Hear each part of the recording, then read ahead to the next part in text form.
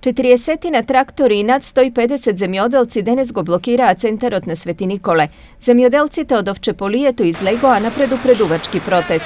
Jasno i glasno od Ministerstvoto za zemjodelstvo go pobara, a stari od način neisplata na subvenciji за житните култури. Нивната програма не уништува, не се сопоеѓа со нашите побарувања.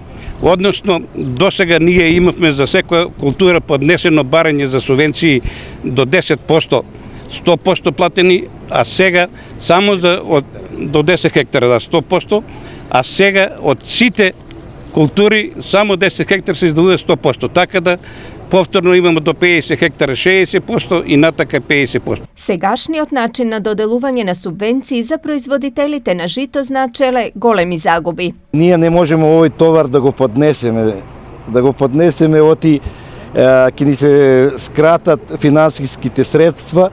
Ние по финансиски средства сакаме да кажа со овие пари купувавме ѓубре, репоматеријали, семенски роби, набавувавме машини.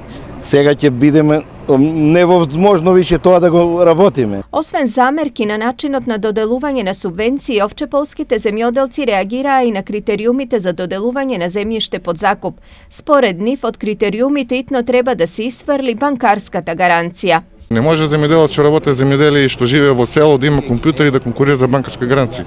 Зашто тоа не е испатливо. Ако тој знае да работи на компјутер, значи ќе работи во администрација, ќе работи било каде. Значи 15 години да стоат пари во банка, секоја година да плаќате лежерина не е испатливо. А ако ние го таа гаранција плаќаме, значи ние не го откупуваме земјата, ние го сакаме под закуп.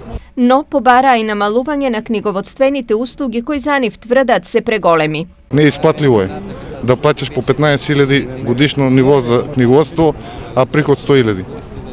Ако само книговодство платим, што останува стажот, што останува другите работи. Да се намалат книговодствените луѓе, бидејќи до лани работеа по стара регулативна цена, а сега има нова цена. Значи самите книговодители си ставија нова цена, не одредена со законот. Значи лани смо плаќале по 300 денара на месец, а сега плаќаме од 2 до 3.000 на месец. Доколку барањата на земјоделците од Свети Николе не се реализира, а тие најавија генерален штрајк и блокирање на патот, Штип Велес.